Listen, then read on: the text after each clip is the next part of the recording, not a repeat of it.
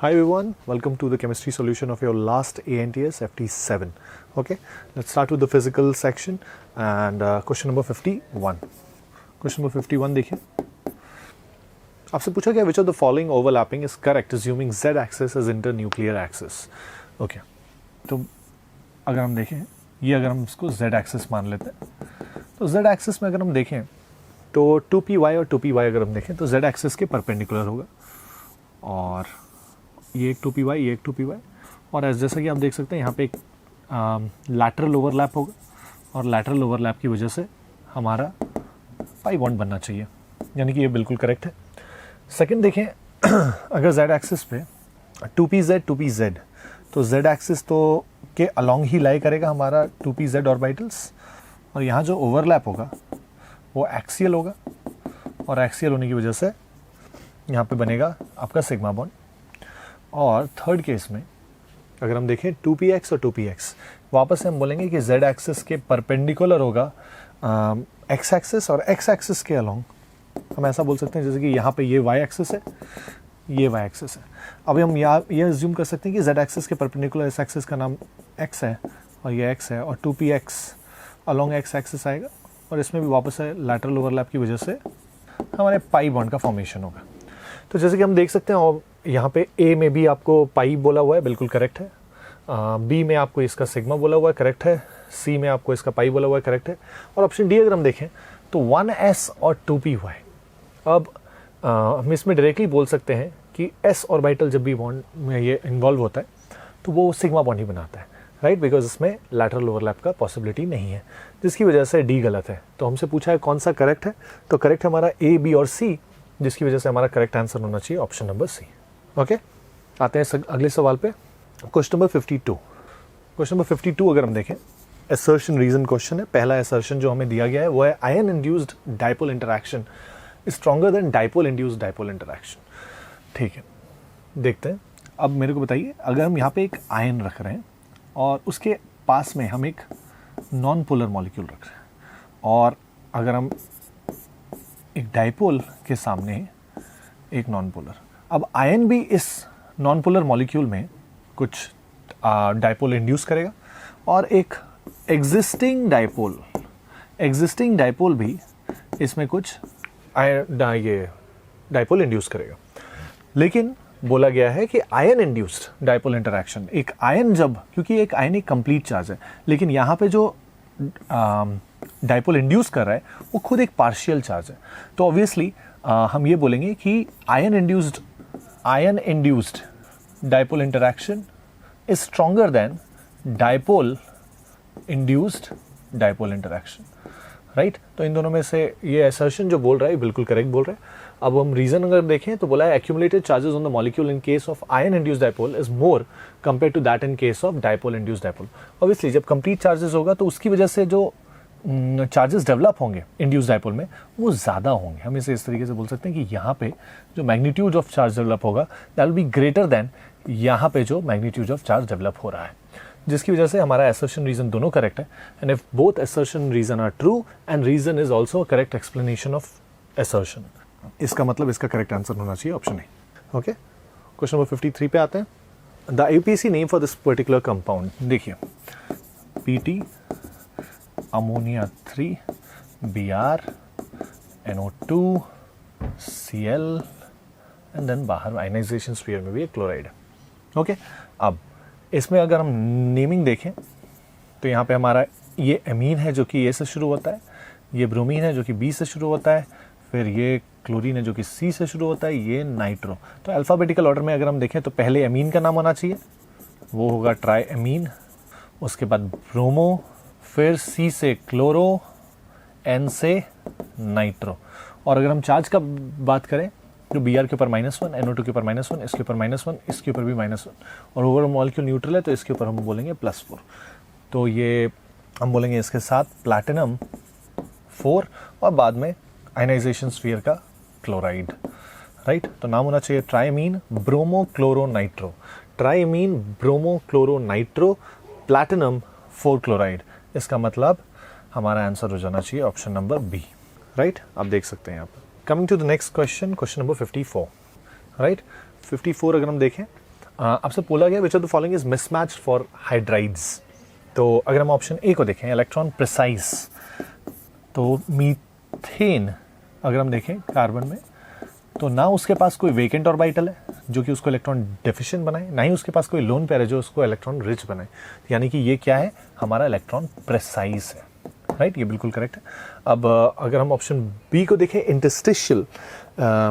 Interstitial hydrides are form by transition metals, right. लेकिन यहाँ पे आपको कंपाउंड क्या दिया हुआ है, KH। KH जैसे कि आप जानते हैं एल्कली मेटल है, पोटेशियम, और ये जो हाइड्राइड फॉर्म करेगा ये आयनिक फॉर्म करेगा रादर देन इंटरस्टिशियल। यानी कि आपसे पूछा यही गया है कौन सा मिसमैच्ड है, तो हमारा जो बी का है वो interstitial KH, this is a mismatch, ये हमारा करेक्ट आंसर होना चाहिए यहाँ पे। और इलेक्ट्रॉन रिच अगर हम वेरीफाई कर सकते हैं, वाटर जैसे में आप जानते हैं ऑक्सीजन के पास लोन पेयर होते हैं which is available for donation, जिसकी वजह से ये इलेक्ट्रॉन रिच होगा। और NaH being an alkali metal reactive, it will form an ionic hydride, right. तो 54 का final answer B. Question number 55 पे आता है। क्वेश्चन नंबर 55 देखिए, for a first order reaction the time taken to reduce the initial concentration by a factor of 1/4 is 20 minutes. तो मेरे को बताइए, इनिशियल कॉन्सेंट्रेशन मान लीजिए हमारा A है और वो रिड्यूस हो रहा है क्या, बाय अ फैक्टर ऑफ 1/4, मतलब कितना बचा है, 3A/4 बचा है। तो हम ये बोल सकते हैं कि यहाँ पे T25 यानी कि दिस इज यहाँ पे जो टाइम लग रहा है इस प्रोसेस के लिए उसे हम बुला सकते हैं T25, that is the time required for 25% completion of reaction. और बोला गया है कि T25 is equal to 20 minutes. अब आपसे बोला था time required to reduce initial concentration by a factor of 1/2 is, तो अब आप चाहते हैं A से A/2 जाने के लिए कितना टाइम लगेगा। अब इसे हम T½ या फिर T50 से भी रिप्रेजेंट कर सकते हैं, जिसे कि हम मोर कॉमनली हाफ लाइफ के नाम से जानते हैं।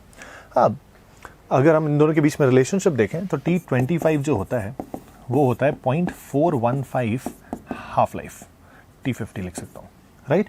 तो इसके बेसिस पे मैं लिख सकता हूँ T50 जो होगा वो होगा आपका T25 डिवाइडेड बाय 0.415, और इसे थोड़ा सिंप्लीफाई करें तो T25 20 divided by 0.41, 20 divide by 0.41, अगर हम इसे सिंप्लीफाई करते हैं थोड़ा सा, हम अप्रॉक्सीमेटली आंसर जो आएगा हमारा वो 48 पॉइंट समथिंग आना चाहिए, यानी कि 40, जो क्लोजेस्ट ऑप्शन है वो होगा हमारा 48.2 मिनट्स।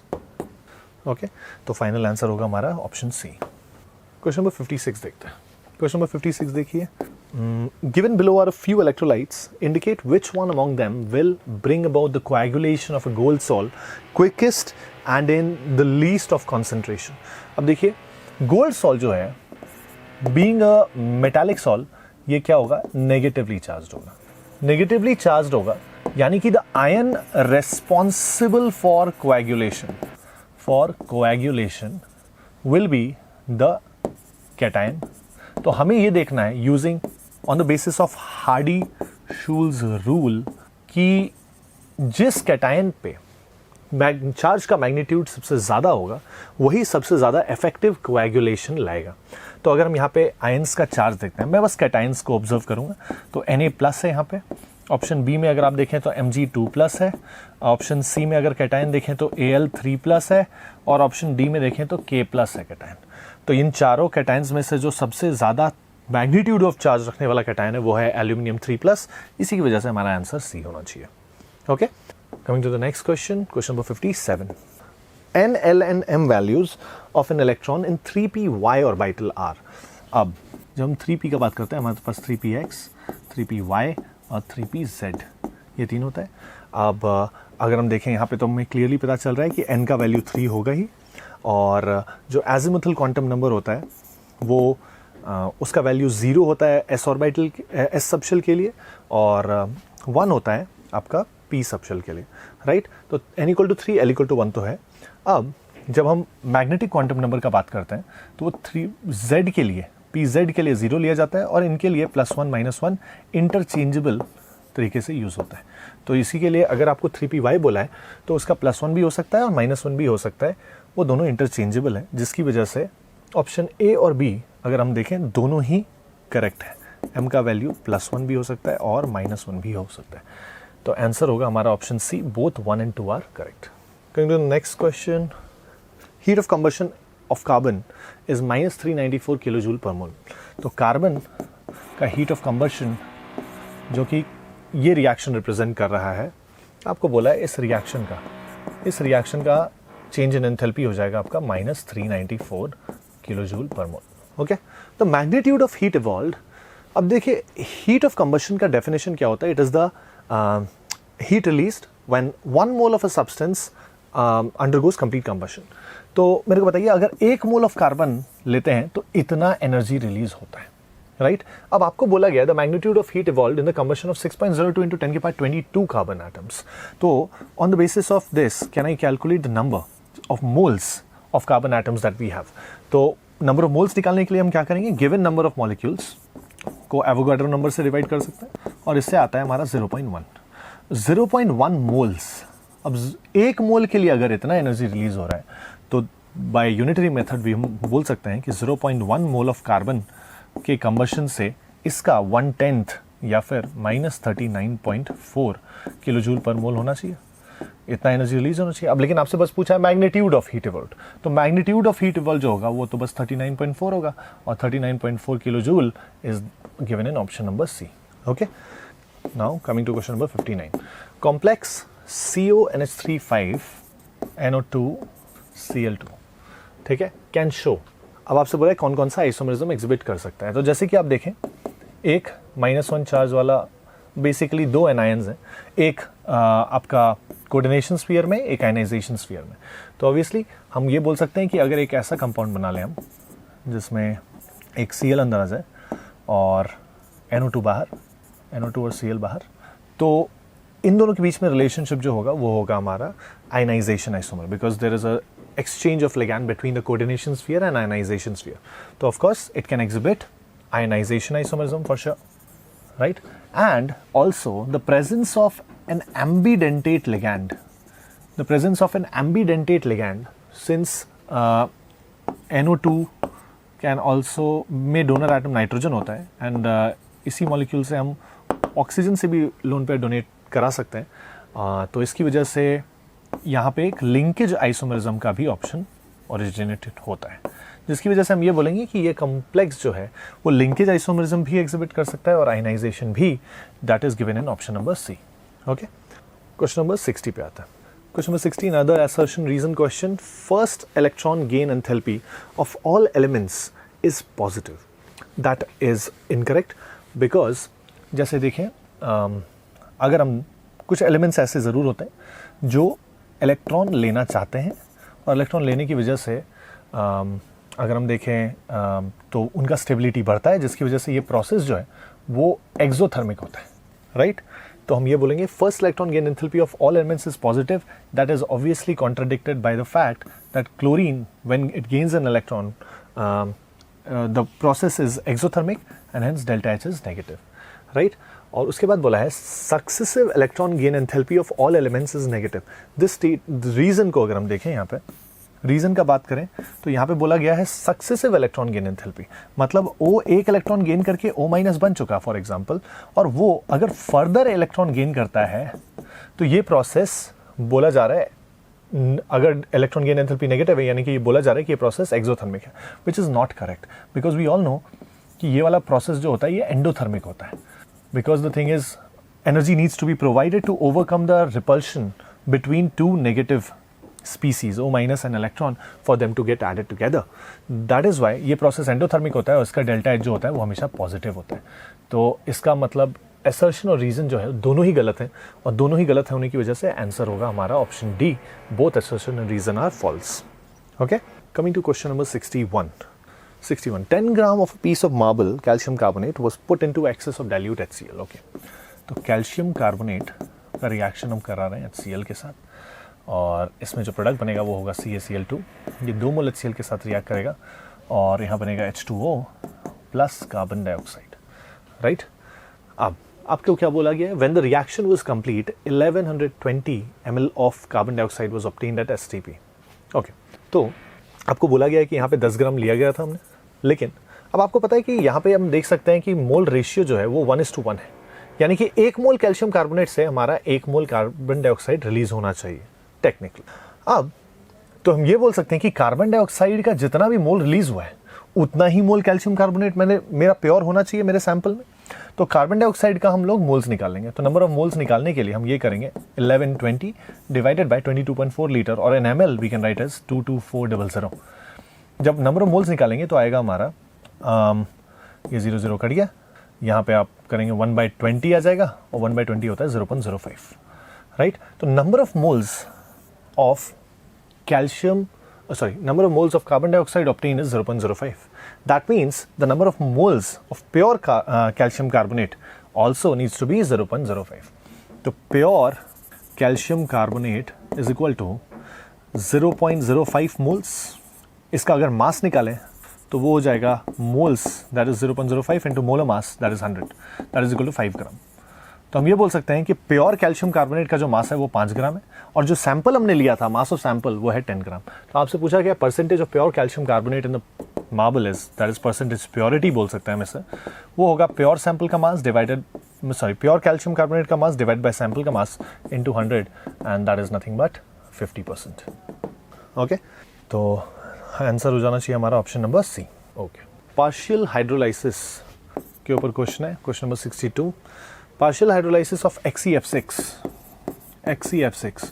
अब इसका जब हम हाइड्रोलाइसिस कराते हैं तो धीरे धीरे क्या होता है, फ्लोरीन का नंबर्स कमता जाता है और ऑक्सीजन बढ़ते जाता है।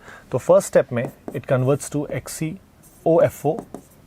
फर्दर अगर हाइड्रोलाइसिस किया जाए तो ऑक्सीजन और बढ़ के फ्लोरीन कमता है, और कंप्लीट हाइड्रोलाइसिस अगर कर दिया जाए तो XeO3, that means fluorine is completely replaced by oxygen, right. अब अगर हम यहाँ देखें तो आपसे पूछा गया है पार्शियल हाइड्रोलाइसिस से क्या होगा। अब ये तो कंप्लीट हाइड्रोलाइसिस प्रोडक्ट है, तो हमें बस पार्शियल हाइड्रोलाइसिस के प्रोडक्ट में इंटरेस्ट है, that is XeOF4 and XeO2F2। और ये क्या है, ऑक्सीफ्लोराइड्स हैं, और ये आपको दिखाई दे रहे होंगे in option number A. Okay, that should be the correct answer. Coming to question number 63, unit of rate constant of a zero order reaction is. Okay, unit of rate constant of a zero order reaction is, अब R is equal to K concentration of A के पास 0। अब अगर हम ये बोलते हैं concentration of A के पास 0, यही होगा हमारा जीरो ऑर्डर रिएक्शन के लिए, तो हम ये बोल सकते हैं उसमें R is equal to K। तो हमारा रेट कांस्टेंट का जो यूनिट है it will match the unit of rate completely, और रेट का यूनिट जो होता है वो होता है मोल पर लीटर पर सेकेंड, या फिर पर यूनिट टाइम बोल सकते हैं। यहाँ पे हम बोलेंगे हमारा आंसर होगा option number A. Okay, question number 64, another theoretical question from the chapter surface chemistry. Question number 64, देखिए, process of converting a precipitate into a colloidal solution is called peptization. Okay, peptization में क्या होता है, हम electrolyte डालते हैं जिसकी वजह से प्रेसिपिटेट के ऊपर आयंस का एब्जॉर्प्शन होता है, और जिसकी वजह से उसके बाद जब हम उस प्रेसिपिटेट को तोड़ देते हैं तो फिर due to like accumulation of similarly charged ions on top of it, they are like restricted from coming back together. That is why they convert into a colloidal sol. That is why 64 का हमारा correct answer हो जाएगा option number ए, peptization. Okay, 65 देखिएगा। 65 में क्या हो रहा है, white phosphorus on reaction with thionyl chloride. अब देखिए, व्हाइट फॉस्फोरस हम लिख सकते हैं P4, उसका रिएक्शन जब होता है SOCl2 के साथ, तो देखिए क्या होगा। तो हमारा प्रोडक्ट जो बनता है इसमें वो है PCl3 plus SO2 plus S2Cl2। किस तरीके से ये रिएक्शन बैलेंस होगा देख लीजिए। P4 रिएक्ट करता है आपका 8 मोल्स ऑफ SOCl2 के साथ, तो हम देख सकते हैं कि फॉस्फोरस अगर PCl3 बनाएगा तो 4 यहाँ पे आ जाएगा, तुम्हारा हो गया 4 3 12 Cl। यहाँ पे हमारे पास कितने थे 16, यानी कि 4 Cl अभी भी बाकी है। 4 Cl को बैलेंस करने के लिए यहाँ, और हमारा देखिए अब 2 2 4 सल्फर हो गया और 4 SO2 भी, जिसकी वजह से हम अब ये रिएक्शन बैलेंस्ड है, और हमारे जो प्रोडक्ट्स हैं वो है हमारे PCl3 SO2 और S2Cl2। ओके, तो करेक्ट आंसर हो जाएगा हमारा option number C. Coming to the next question 66, आपसे बोला गया which of the following oxides is amphoteric in nature. तो एम्फोटेरिक इन नेचर अगर देखें यहाँ पे, ये बड़ा ही कॉमन क्वेश्चन है। ये वाला एक ऐसा चीज़ है जो कि हम लोग बहुत पहले से पढ़ते आ रहे हैं। क्लास 10 में भी हमारे पास ये आया था कि एल्यूमिनियम का जो ऑक्साइड होता है वो एम्फोटेरिक होता है। तो 66 का बड़ा ऑब्वियस आंसर है option C, aluminium oxide Al2O3। Okay, 67 में अगर हम देखें तो आपसे बोला गया तो correct order of atomic radii in group 13 elements is. तो ग्रुप 13 में जो एलिमेंट्स हैं वो बोरोन, एल्यूमिनियम, गैलियम और इंडियम और थैलियम होते हैं, राइट। अब यहाँ पे अगर आप देखें तो यहाँ पे डी ब्लॉक आता है। यहाँ पे ट्रांजिशन कॉन्ट्रैक्शन की वजह से गैलियम का साइज एक्सेप्शनली डिक्रीज होता है और इसका साइज एक्चुअली एल्यूमिनियम से भी छोटा हो जाता है, जिसकी वजह से अगर करेक्ट ऑर्डर देखा जाए तो बोरोन सबसे छोटा है, उससे बड़ा गैलियम है, उससे बड़ा एल्यूमिनियम, उससे बड़ा इंडियम और उससे बड़ा थैलियम। और ये वाला ऑर्डर अगर हम देखें हमारे पास ऑप्शन ए में दिखाई दे रहा है, वही हमारा करेक्ट आंसर है।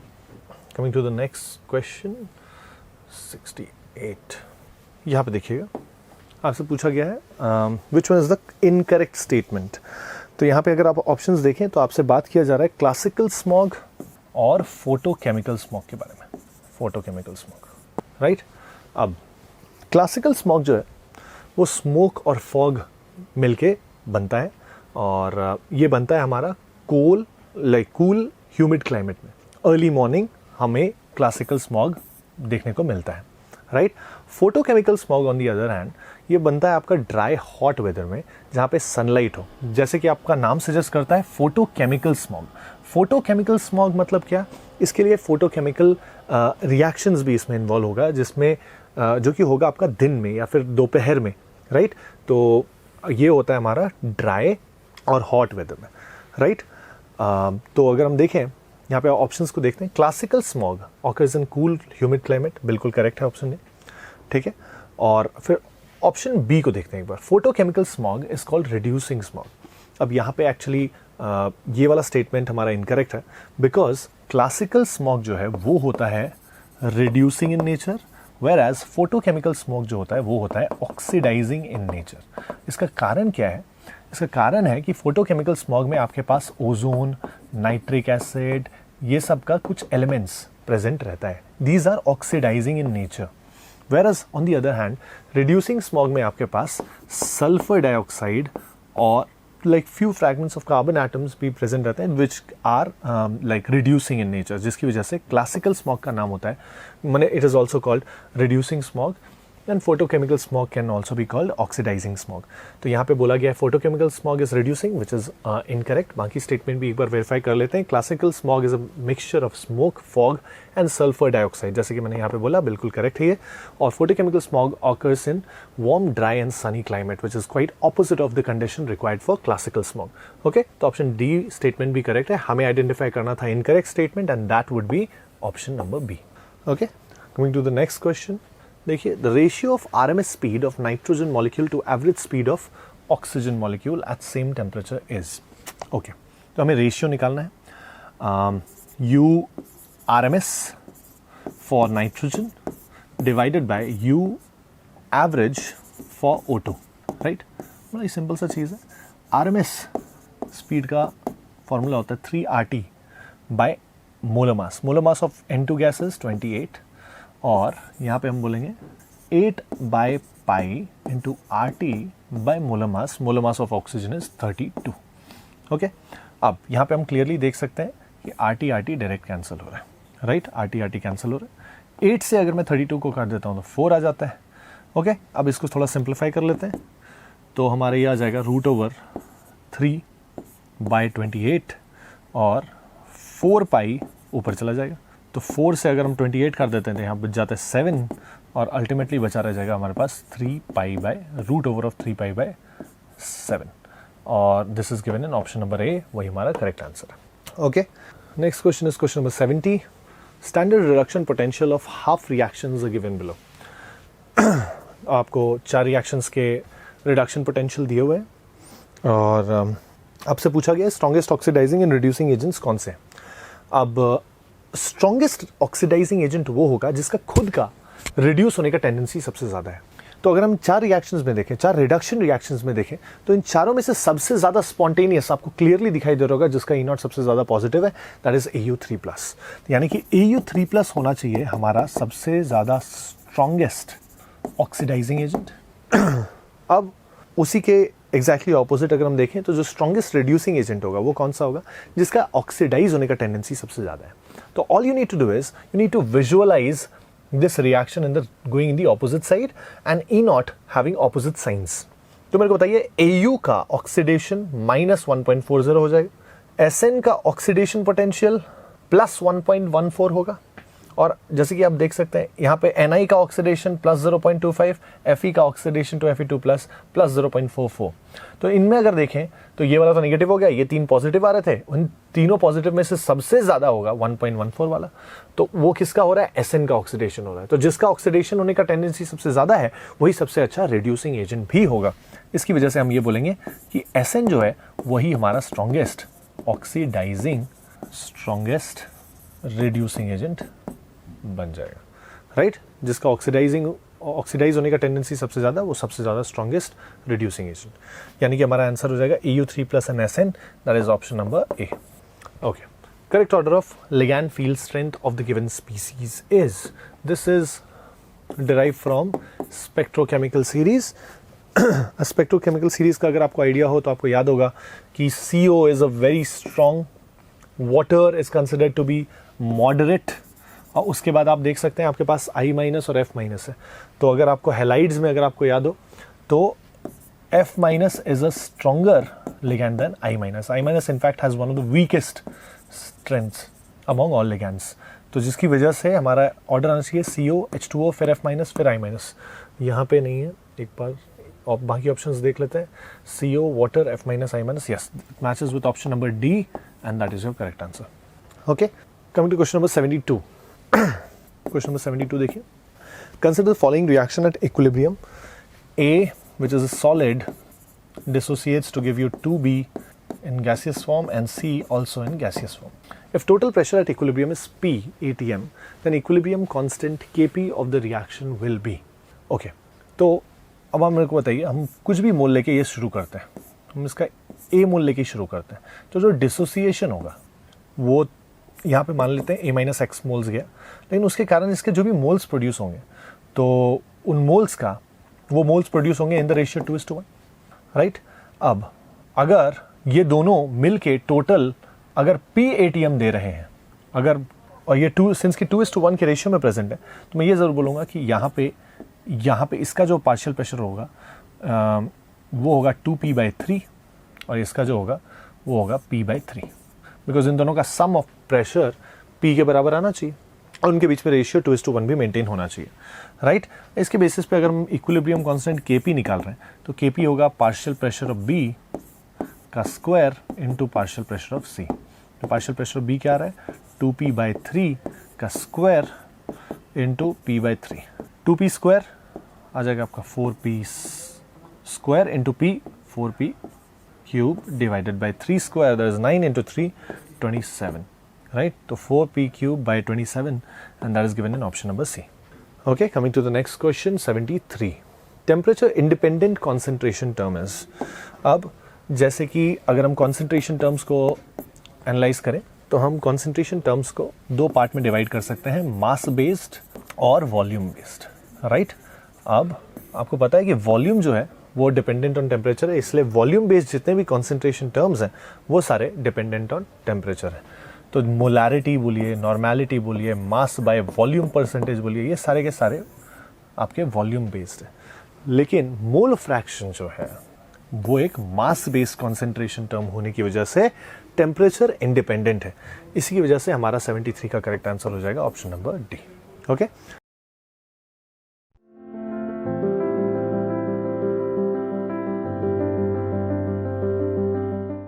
Hello everyone, welcome to the discussion of FT7 organic chemistry part.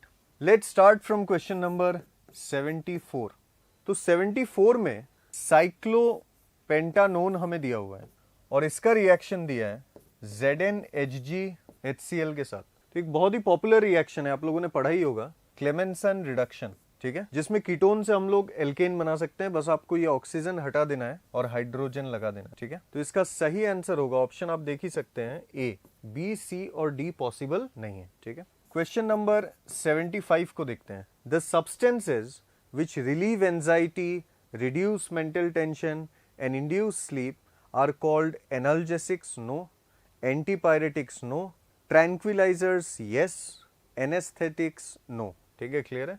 तो मैं आपको बताना चाहूंगा इसका सही आंसर हो जाएगा सी, ट्रैंक्विलाइजर्स करेक्ट आंसर हो जाएगा। ठीक है, चलिए आगे बढ़ते हैं। अब हम लोग आते हैं क्वेश्चन नंबर 76 में। एसर्शन रीजनिंग का क्वेश्चन है, तो हम लोग पढ़ते हैं क्या दिया हुआ है। एसर्शन में दिया है primary amines have higher boiling point than isomeric secondary amines, true. अगर हम लोग देखें, जैसे सपोज ये हमने प्राइमरी अमाइन ले लिया है, ठीक है, और एक आइसोमेरिक सेकेंडरी अमाइन ले लेते हैं, तो बोला गया है कि इसका बॉइलिंग पॉइंट ज्यादा होगा। दैट्स ट्रू, क्योंकि ये दो हाइड्रोजन से एच बॉन्डिंग हो रहा है और यहाँ पे सिर्फ यही एक हाइड्रोजन है जिससे एच बॉन्डिंग पॉसिबल है। तो ज्यादा एच बॉन्डिंग किस में हो रहा है? ऊपर वाले में। ठीक है, this is 1 degree amine and this is 2 degree. तो ये स्टेटमेंट तो ट्रू है, असर्शन ट्रू है। ठीक है, reason primary amines have more H bonding, exactly जो मैंने आपको बोला है। यहाँ पे दो हाइड्रोजन है जिससे एच बॉन्डिंग हो रहा है, यहाँ पे एक बार एच बॉन्डिंग हो रहा है। तो ऑब्वियसली असर्शन और रीजन दोनों ही करेक्ट है। तो ऑप्शंस अगर देखें, assertion and reason both are correct, absolutely right.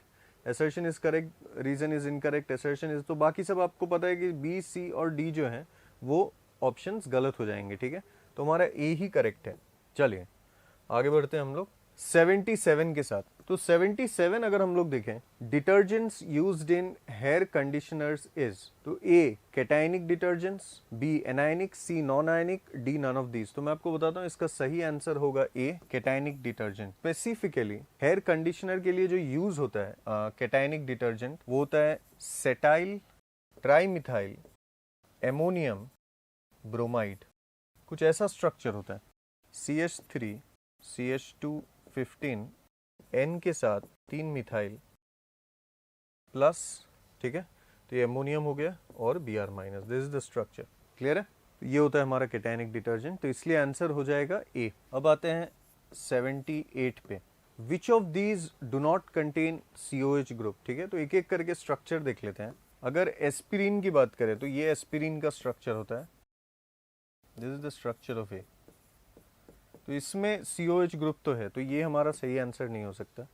B की बात करें बेंजोइक एसिड, तो इसमें तो COH होता ही है, ये भी नहीं हो सकता। सी ऑप्शन की बात करें पिक्रिक एसिड, यही हमारा करेक्ट आंसर हो जाएगा, क्योंकि पिक्रिक एसिड होता है 2,4,6 ट्राइनाइट्रोफिनॉल, तो इसमें COH नहीं है, तो यही करेक्ट है। बाकी डी ऑप्शन तो गलत हो गए। सैलिसाइलिक एसिड, ये होता है हमारा सैलिसाइलिक एसिड। ठीक है, तो इसमें भी COH है, ये नहीं हो सकता। तो हमारा सही आंसर जो होगा वो होगा सी। चलो आगे बढ़ते हैं। तो इसमें बोला है replacement of diazonium salt from benzene या N2+Cl- from benzene diazonium chloride by iodine can be done by. ठीक है, तो ये होता है डाइजोनियम सॉल्ट। अगर आपको इसे आयोडीन से रिप्लेस करना है तो Ki के साथ रिएक्शन करना होता है, जिससे N2 हट जाएगा और I- एज ए न्यूक्लियोफाइल इसे रिप्लेस कर देगा। तो इसका सही आंसर, बाकी ABC तो नहीं हो सकता, डी होगा। ठीक है, चलिए आगे बढ़ते हैं हम लोग। अगर 80 की बात करें तो रिएक्टिविटी ऑफ SN1, तो SN1 के बारे में हम लोग जानते ही हैं कि अगर बात रेट की है तो directly proportional to stability of carbocation. तो यहाँ पे बस आपको लिविंग ग्रुप्स हटाते ही चलना है और इनका कार्बोकेटायन बनाना है। ठीक है, तो मैं डायरेक्टली लिविंग ग्रुप्स को हटा रहा हूँ और कार्बोकेटायन बना रहा हूँ। तो यहाँ पे अगर देखोगे, अब इनका बस स्टेबिलिटी हमें देखना है। तो ये जो रिंग है ये एंटी एरोमेटिक है। ठीक है, 4 पाई इलेक्ट्रॉन्स, यहाँ पे sp3 आ चुका है, तो ये नॉन एरोमेटिक होगा। और ये आप लोगों को पता है 6 पाई इलेक्ट्रॉन्स एरोमेटिक है, तो हमें तो पता है सबसे स्टेबल कौन होता है, एरोमेटिक, उसके बाद नॉन एरोमेटिक, फिर एंटी एरोमेटिक। तो ऑर्डर हो जाएगा 3, 2, 1। तो ऑप्शन देख लेते हैं, it's correct answer will be D. आगे बढ़ते हैं हम लोग 81 के साथ। तो यहाँ पे हमें क्यूमीन दिया है, ये कंपाउंड बड़ा इंपॉर्टेंट है, इट इज क्यूमीन। इसका हमें रिएक्शन दिया है O2 H+H2O के साथ। तो रिएक्शन आपने पढ़ा ही होगा, क्यूमीन हाइड्रोपेरोक्साइड मेथड, जिसमें मेजर प्रोडक्ट फिनॉल होता है। ठीक है, तो this reaction is nothing but cumene hydroperoxide method. अब ये जो फिनॉल बना है हमारा ए है, ठीक है, हमें बी पूछा है, तो फिनॉल के साथ हमें रिएक्शन दिया गया है Na2Cr2O7 H2SO4। तो ये एनसीईआरटी में दिया हुआ है, आप लोगों ने पढ़ा ही होगा कि फिनॉल का ये ऑक्सीडेशन हो जाता है, ठीक है, तो रिजल्ट होता है ये, ठीक है, दिस इज आवर बी। मैं आपको एक ट्रिक से भी बता देता हूँ, ठीक है, वैसे एनसीईआरटी में तो डायरेक्ट दिया है ऐसे, तो मैं आपको एक ट्रिक बता देता हूँ इसको याद रखने का। ये हमारे पास फिनॉल है, सही है, इसका टॉटोमर बना लो, तो आप लोगों को पता है कि फिनॉल का टॉटोमर ये हो जाएगा। इसके बाद ये जो दो हाइड्रोजन है इनको ऑक्सीडाइज कर दो आप, ठीक है, तो इनको ऑक्सीडाइज कर दोगे तो बेसिकली ये जेम डायोल बनाएगा, और हमें पता है कि जेम डायोल से वाटर इजीली एलिमिनेट हो जाएगा, जिससे हमारा फाइनल प्रोडक्ट यही बन जाएगा, that is our desired product, ठीक है। तो ये एक याद रखने का तरीका है, बाकी रिजल्ट तो यही है हमारा बी, ठीक है। अब हम लोग ऑप्शन चेक कर लेते हैं, तो अगर हम लोग देखें हमारा सही आंसर हो जाएगा D. Let's talk about question number 82, match the column है, ठीक है। चलो तो मैं सीधा प्रोडक्ट्स बना देता हूँ इनके, ठीक है, जिससे फिर हम लोग आंसर मैच कर लेंगे। फिनॉल का रिएक्शन अगर थैलिक एनहाइड्राइड के साथ in the presence of H2SO4, ठीक है, तो मैं आपको बताना चाहूँगा इसमें थैलिक एनहाइड्राइड होता है ये, इसका फिनॉल के साथ अगर आप रिएक्शन करोगे तो आपको मिलेगा फिनोल्फथेलीन, तो ये हमें फिनोल्फथेलीन R मिल जाएगा, ठीक है, दिस इज ए। तो मैं साइड में लिखते चलता हूँ AR, ये हमें मिल चुका है, ठीक है। चलो बी अगर हम लोग देखें CH3COH, अल्फा H हमारे पास, बेस दिया है, हीटिंग दिया है, तो आप लोगों को पता है यहाँ पे ये रिजल्ट आ जाएगा OH CH2COH, this is nothing but aldol condensation, और हीटिंग के बाद जो है, ठीक है, तो this is nothing but aldol condensation, ठीक है। तो यहाँ पे अगर हम लोग देखें बी के साथ पी आ जाएगा। नेक्स्ट देखते हैं सी, तो सी में अगर देखें ये होता है क्लोरेल, क्लोरेल का रिएक्शन अगर क्लोरोबेंजीन के साथ करेंगे in the presence of H2SO4 acid, तो हमें मिलता है ये होता है DDT। DDT is nothing but dichloro diphenyl trichloro ethane, ठीक है, तो ये होता है, तो सी का DDT आ जाएगा। तो अगर DDT की बात करें तो सी का हो जाएगा Q।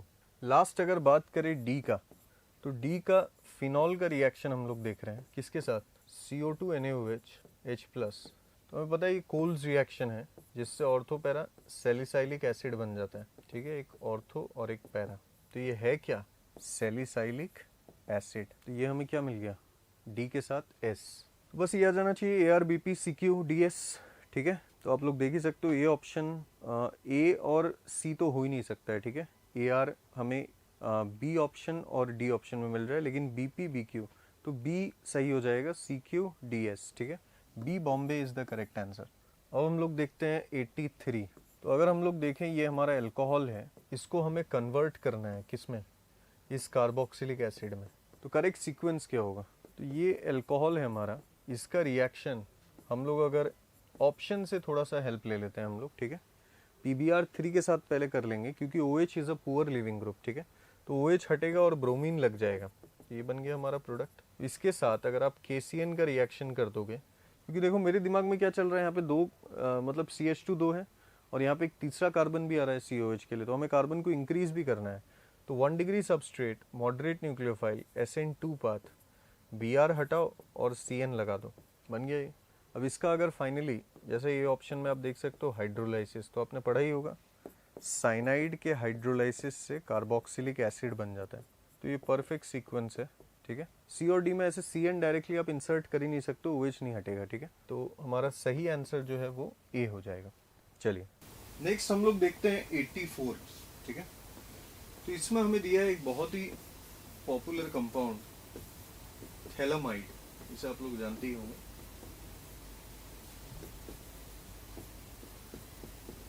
इसका रिएक्शन दिया है KOH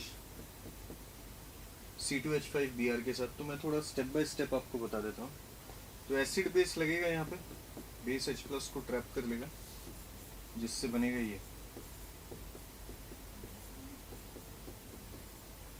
सॉल्ट बन जाएगा यहाँ पे, ठीक। और इसका रिएक्शन C2H5Br के साथ,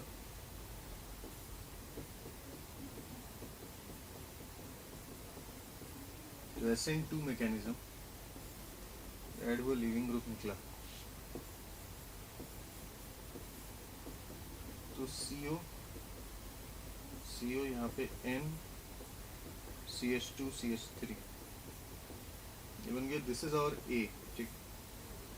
इसके बाद दिया हाइड्रोलाइसिस, तो आप लोगों को पता ही है, यहाँ पे जो है मोर इलेक्ट्रोनेगेटिव को H, लेस इलेक्ट्रोनेगेटिव को H OH, ये हमारा प्राइमरी अमीन बन जाएगा, ठीक है। That means will get primary amine, जिसके लिए मेथड फेमस होता है, प्लस इसके साथ थैलिक एसिड बनेगा, उसको बोलते हैं थैलिक एसिड,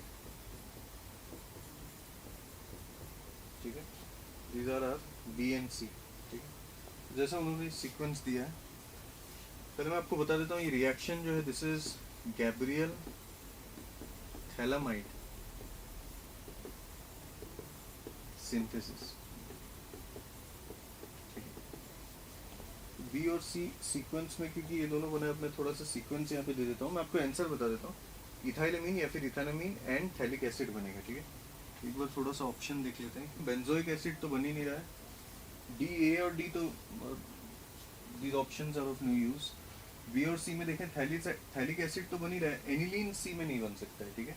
तो यहाँ पे बी बॉम्बे करेक्ट आंसर है हमारा। तो इससे हमें ये भी पता चल जाता है कि थैलिक एसिड को उन्होंने बी ले लिया और इसको सी, ठीक है, सीक्वेंस अगर वैसे देखें, ठीक है। यही हमारा करेक्ट आंसर, ठीक है। 85 glucose and fructose are, very simple question, isotopes, isotones, isomers, homologues of each other. Isomers होते हैं, ठीक है।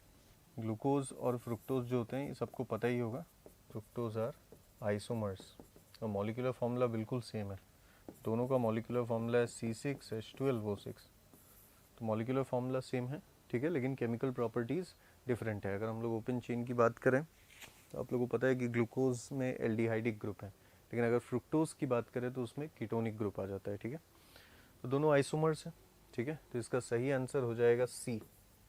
86 IUPAC name of the compound is CH3CO CH2 CCN CH3 ये हमारा कंपाउंड है, ठीक है। CH3CO CH2 CCN CH3 तो यहाँ पे अगर देखें, साइनाइड और कीटोन में आप लोगों को पता है कि साइनाइड प्रायोरिटी टेबल में ऊपर रहता है, तो इसलिए ये हमारा नंबरिंग हो जाएगा। तो इसका सही IUPAC नेम हो जाएगा, आप लोग ऑप्शन से देख सकते हो, डी ऑप्शन, 2,2 डाइमिथाइल, ठीक है, 4 ऑक्सो पेंटेन नाइट्राइल, ठीक है। तो it's very simple, 2,2 dimethyl, alphabetical वाला छोटा पहले, उसके बाद 4 ऑक्सो पेंटेन नाइट्राइल, तो हमारा सही आंसर जो है वो डी हो जाएगा, ठीक है। तो बाकी ऑप्शंस को देखने की ज़रूरत ही नहीं थी। 87 की बात करते हैं, हमें बोला which of the following reaction does not give ethane as product, ठीक है। तो एक एक करके देख लेते हैं। ए अगर हम लोग देखें, CH3Cl के साथ Na dry ether, this reaction is nothing but Wurtz reaction, तो यहाँ पे रेडिकल बन के ये कंबाइन कर जाएगा, तो इथेन तो बन रहा है, तो ये हमारा आंसर नहीं हो सकता, ठीक है। बी हमारा सही आंसर हो जाएगा, क्योंकि कार्बोक्सिलिक एसिड के साथ यहाँ पे NaOH plus calcium oxide heating, तो this is nothing but soda lime decarboxylation, जिससे CO2 निकल जाएगा, तो मीथेन बनेगा, हमें चाहिए था इथेन। तो यही बोला है कि does not give ethane as a product, तो यस दिस इज करेक्ट। तो CD गलत हो जाएंगे, C आपका CH3CO O-K+, ठीक है, इलेक्ट्रोलाइसिस हीटिंग, तो यहाँ पे ये CO2 को हटा के ये भी इथेन ही बनाएगा, ये कोल्स इलेक्ट्रोलाइसिस रिएक्शन है, वेरी इंपॉर्टेंट, ठीक है। तो ये भी हमारा आंसर नहीं हो सकता। CH3COOH और HI red P high temperature, ठीक है, तो 2 कार्बन का इथेन बन जाएगा, ठीक है, तो ये भी नहीं हो सकता। तो हमारा सही आंसर जो है वो बी हो जाएगा। 88 N हेक्सेन से हमें बेंजीन बनाना है, इस हेक्सेन 3 और 3 6, इससे हमें बनाना है बेंजीन। तो direct hydrocarbon NCERT chemical properties, ठीक है, क्या चाहिए हमें, तो हम इसमें Cr2O3 एल्यूमिनियम के साथ, एल्यूमिना के साथ सॉरी, ले सकते हैं, ठीक है। तो ये सी ऑप्शन ही हमारा करेक्ट होगा, ठीक है। ये सब ने कर ही लिया होगा, ठीक है। इसकी जगह Cr2O3 की जगह मोलिब्डेनम ऑक्साइड भी ले सकते हैं या फिर वैनेडियम पेंटॉक्साइड भी ले सकते हैं V2O5, ठीक है। तो हमें जो ऑप्शन में बाकी सब वो सब तो है ही नहीं, तो इसलिए हमारा Cr2O3 तो है, तो सी करेक्ट आंसर हो जाएगा इसमें। 89 monomers of nylon 2 nylon 6R, तो ये भी पॉलीमर्स का डायरेक्ट, ठीक है, क्वेश्चन है। तो इसका सही आंसर हो जाएगा A, glycine and amino caproic acid, ठीक है। ये होता है ग्लाइसिन, होता है ये glycine is the only amino acid which is optically inactive in nature. The second one is amino caproic acid. इसका स्ट्रक्चर ऐसा होता है CH2,5COH। तो आप देख भी सकते हो नाइलॉन 2 नाइलॉन 6, ठीक है, 2 कार्बन यहाँ से आ गया, नाइलॉन 6 यहाँ से 6 कार्बन आ गया, ठीक है। तो यही हमारा सही आंसर होता है ए, ठीक है। तो बाकी सब ऑप्शंस में फोकस नहीं करना था हमें, ये सही आंसर हो जाएगा। नेक्स्ट आते हैं क्वेश्चन नंबर 90 पे। Catalyst SnCl2HCl is used in, तो it's a direct question, Stephen's reduction में यूज होता है, ठीक है। अगर आप साइनाइड का रिएक्शन जैसे मैं बता देता हूँ SnCl2 प्लस HCl, तो आपको इससे एल्डिहाइड मिल जाता है, you get aldehyde. This reaction is nothing but Stephen's reduction, इसलिए हमारा सही आंसर जो है ए हो जाएगा, ठीक है। बाकी कैनिजारो, क्लेमेंसन, रोजेनमंड ये सब नहीं है। आगे बढ़ते हैं 91 structures CH3 CH2 CH double bond CH2, एक हो गया ब्यूटीन, और एक दिया हमें 2 मिथाइल प्रोपीन, ठीक है। ये इनका रिलेशन पूछा है हमें, तो बड़ा सिंपल है, ये 4 कार्बन का पैरेंट चेन है और ये 3 कार्बन का पैरेंट चेन है, तो इनको और कुछ नहीं चेन आइसोमर बोलेंगे, ठीक है। जिसका सही आंसर हो जाएगा ए, डायरेक्ट क्वेश्चन है, ठीक है। मॉलिक्यूलर फॉर्मूला सेम है, पैरेंट चेन डिफरेंट। नेक्स्ट बात करते हैं 92 की। The reaction intermediate produced by homolytic cleavage of a bond is called. अगर एक बॉन्ड है और यहाँ पे आप होमोलाइटिक क्लीवेज से, मतलब होमोलाइटिक क्लीवेज कर रहे हो यहाँ पे, ठीक है, तो यहाँ पे बनेंगे फ्री रेडिकल्स, ठीक है, दीज आर फ्री रेडिकल्स। सी हमारा करेक्ट आंसर हो जाएगा। अब बात करते हैं 93 की। तो X is heated with soda lime, soda lime इसको बोलते हैं NaOH प्लस कैल्शियम ऑक्साइड, ठीक है, and gives ethyl amine, ethyl amine. मैं आपको बताता हूँ, ये रिएजेंट देख के मैं समझ गया कि रिएक्शन है सोडा लाइम डीकार्बोक्सिलेशन, ठीक है। X क्या होगा, ठीक है, लेकिन एमीन ग्रुप है यहाँ पे NH2, ठीक है, ये कार्बोक्सिलिक एसिड का रिएक्शन होता है। तो बड़ा सिंपल है, ये A, B और C ऑप्शन तो हो ही नहीं सकता है। रीज़न क्या है, यहाँ पे एमीन ग्रुप है नहीं, ठीक है, तो पक्का आंसर डी ही होगा। वैसे भी निकाल सकते थे, बाकी मैं प्रूफ भी कर देता हूँ आपको। 3 अमीनो प्रोपानोइक एसिड, तो ये प्रोपानोइक एसिड 3 कार्बन का, और 3 अमीनो मतलब यहाँ पे NH2, this is 3 amino propanoic acid. तो यहाँ पे अगर सोडा लाइम मिक्सचर आपने दिया है तो CO2 निकल जाएगा, तो H यहाँ पे जुड़ गया, तो और कुछ नहीं, यही बनेगा हमारा, ठीक है। तो yes, D is the correct answer. With this, we come to the conclusion of the discussion of this particular FT, which was your last full test. तो मेरे हिसाब से मैक्सिमम क्वेश्चंस जो हैं बहुत ही NCERT ओरिएंटेड, ठीक है, पेपर थे, आपको इजी लगा होगा, आपने बहुत अच्छे से एग्जाम दिया भी होगा। Good luck for the main exam. Now we can continue from question number 94. Question number 94 बोला है gas G takes 1/4 times as long as to fuse out as oxygen. अब इसका मतलब क्या है, अगर गैस 1/4 टाइम ले रहा है as the time required for oxygen to effuse out, तो ये मैं बोल सकता हूँ कि rate of effusion of gas G should be 4 times the rate of effusion of oxygen. यानी कि Rg/RO2 जो होगा वो 4 के बराबर होना चाहिए। अब this should be equal to root over of molar mass of oxygen divided by molar mass of gas G.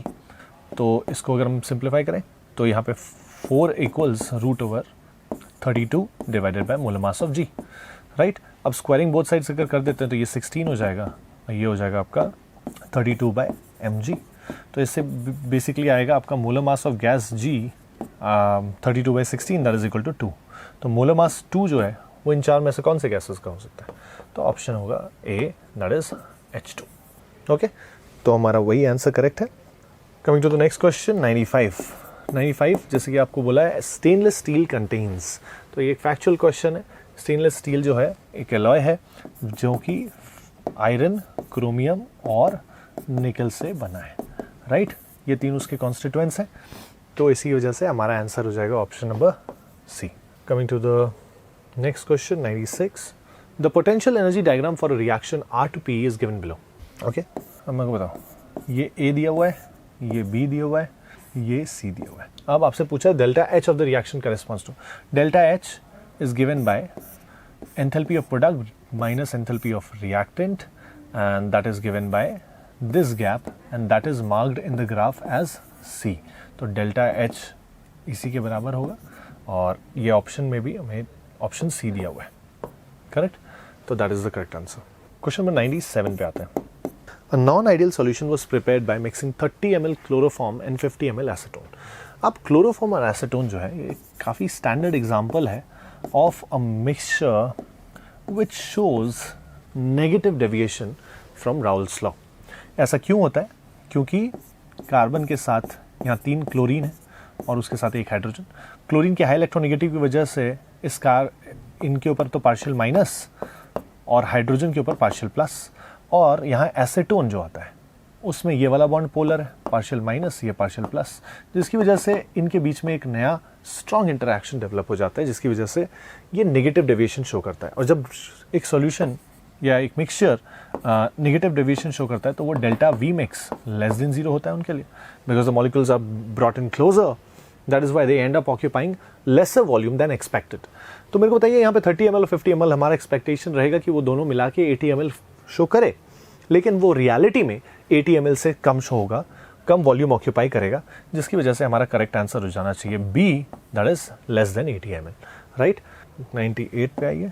98 यहाँ पे आपसे बड़ा स्ट्रेट फॉरवर्ड क्वेश्चन पूछा है। लिथार्ज जो होता है that is a common name for PbO and that is why the correct answer should be option A।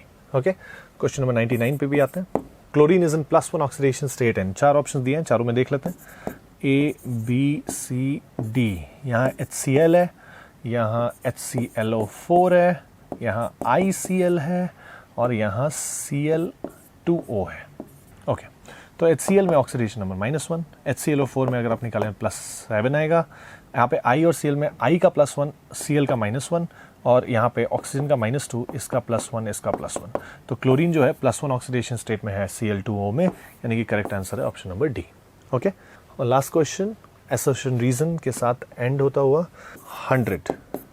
Assertion दिया हुआ है at high pressure the compressibility factor Z is 1 + Pb/RT at high pressure van der Waals equation is modified as P into V minus B equals RT।